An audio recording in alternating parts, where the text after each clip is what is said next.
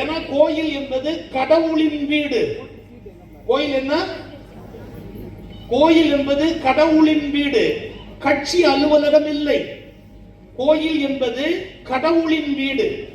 அப்ப அதற்குரிய ஒரு மரியாதையை நம்ம கொடுக்கணும். அப்ப அதற்குரிய மரபை நம்ம தெரிஞ்சுக்கணும். மரபு நமக்கு தெரியல, அதனால எல்லாரும் நம்ம தலையில மிளகா அரைக்கிறாங்க.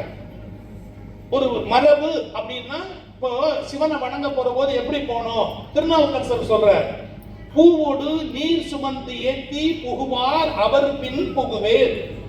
எல்லாரும் பூவு நீர் எடுத்துக்கிட்டு போவாங்க. பூவோடு நீர் சுமந்து ஏத்தி புகுவார் அவர் பின் புகுவேர். வரிசையா போனோம். அவர் பின் பின். நம்ம அந்த வரிசை மாறலாமா? திருப்பாவையில் ஆண்டாள் என்ன சொல்றார்? போதுவீர் போதுமினோ நெறிழையீர், போகிறவர்கள் போங்கள், வரிசையில் வருகிறோம். அப்படி கோயிலுக்குள்ள வந்தா கச்சகசன்னு சண்டை போடுறது, நெருக்கடியா நிக்கிறது தவறு. அதெல்லாம் நம்ம அதெல்லாம் மாறி ஒரு டிசிப்ளின்டு சொசைட்டியா இந்து மக்கள் நம்ம வாழ பழக வேண்டும். அப்படிங்கிறதோட நம்ம மனசுல நினைச்சிருக்கிற குறைகளை பெருமானிடத்துல சொல்லி உடனடியா நாம் அதற்கு அந்த பெருமானுடைய அருளை பெறுவதற்காகவும் இது வழிபாடு. இந்த வழிபாடு எப்படின்னு கேட்டா, மார்கழியில திருவம்பாவை கண்டிப்பா பாடணும். பெருமாள் கோயில்ல திருப்பாவை பாடணும். இன்னும் சொல்ல போனா திருவம்பாவை மட்டுமே பாடணும்னு ஒரு முறை இருக்கு. அந்த மரபின் படி அவர்கள் திருவம்பாவை இப்ப முதல்ல பாடுவார்கள். நீங்க திருப்பி அப்ப பாட முடியாது. அதனால அவங்க விரைவா சொல்லுவாங்க. கையில புத்தகம் கொடுத்திருக்காங்க திருவம்பாவை, அதை பார்த்துக்கங்க. அது முடிஞ்சதுக்கு அப்புறம் நம்முடைய தேவார திருமுறைகள்ல இருக்கிற அருளாளர்கள் வாக்கிலிருந்து 108 போற்றி தொகுத்திருக்கிறாங்க. அந்த 108 போற்றி நீங்க திருப்பி சொல்லலாம். அது ரொம்ப எளிமை. அந்த போற்றி சொல்லும் போது நீங்களும் சேர்ந்து திருப்பி சொல்லலாம். ரொம்ப எளிமை. அதுக்கப்புறம் நீங்க எல்லாம் முடிஞ்ச உடனே வரிசையா மலர் அப்படி கொடுப்பாங்க. கொண்டு வந்து பெருமானுக்கு முன்னால அந்த மலரை அப்படி காணிக்கை ஆகிட்டு, பெருமான தொடக்கூடாது, ஒரு மரபு இருக்கு. அதனால முன்னால அந்த பூவை காணிக்கை ஆகிட்டு உங்க மனசுல இருக்கிற கோரிக்கையை பெருமானிடத்துல சொல்லணும். உண்மையிலே எவ்வளவு அழகா அலங்காரம் பண்ணிருக்காங்க பாருங்க. கண்கொள்ளா காட்சியா இருக்கு. இந்த மதுரையில ஒரு குதிரை மேல வருகிற போது ஒரு மகாராஜா மாதிரி ஒரு கிரீடம் வச்சு உட்கார்ந்து இருக்கிற மாதிரி, அப்படி பட்டாபிஷேகத்துல உட்கார்ந்து இருக்கிற மாதிரி அந்த காட்சி இங்க கண்கொள்ளா காட்சியா இங்க அலங்காரம் பண்ணியிருக்கிறாங்க. இத பார்க்கறதுக்கு 1000 கண் வேணும். அந்த மாதிரி அவ்வளவு அழகா இங்க ஏற்பாடு பண்ணியிருக்காங்க. அந்த சிவாச்சாரிய பெருமக்கள் முதல்ல வழிபாட்டை தொடங்கி பெருமானை இங்க எழுந்தருளை செய்திருக்கிறார்கள். அதன் பிறகு இப்ப வழிபாடு தொடங்குகிறது. நிறைவில் நான் ஒரு நிமிஷம் 2 நிமிஷம் பேசுவேன். இன்னைக்கு நான் உங்களுக்கு சொல்லி இருக்கிற செய்தி என்ன?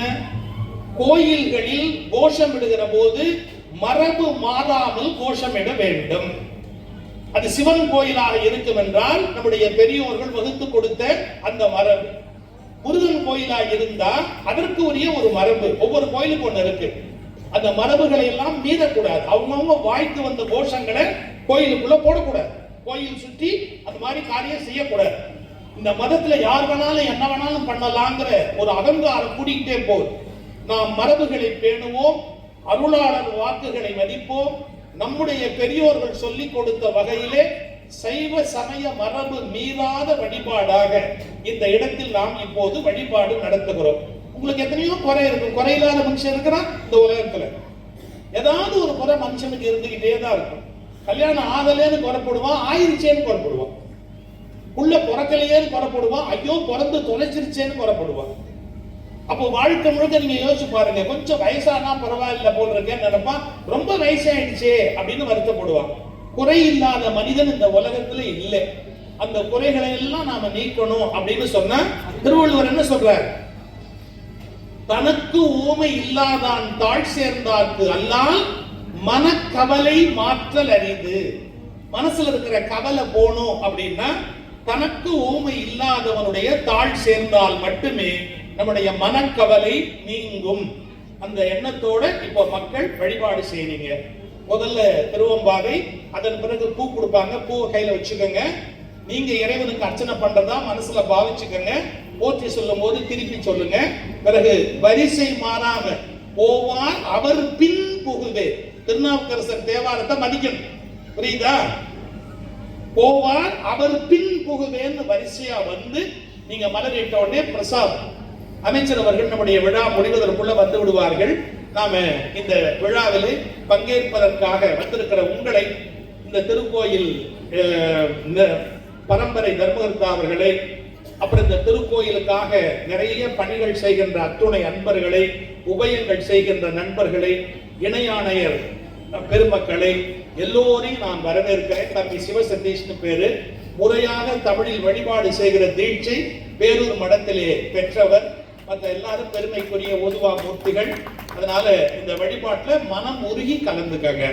கோயில்களுக்குள் பழைய மரபு வழிபட்ட கோஷங்களைத்தான் எழுப்ப வேண்டுமே ஒழிய அவரவர் விருப்பப்படியான கோஷங்களை எழுப்பக்கூடாது என்பது இன்றைய செய்தி உங்களுக்கு.